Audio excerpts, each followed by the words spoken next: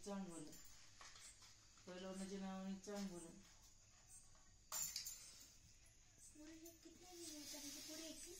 जीवा मांगीर बाबा गुंजीरबा पंचमुखी चेडा चेडोबा जे काम करायला दिले ते काम करा. काम झाल्याच्या नंतर ते तुमचं खाद्य सगळं करणार. एक एक काम त्यांची मार्गी लागली तर भरपूर काम तुम्हाला भेटणार आहेत. नाव रोशन करा. आज मी तुमच्या नावावर जगते. माझी लाज राखा.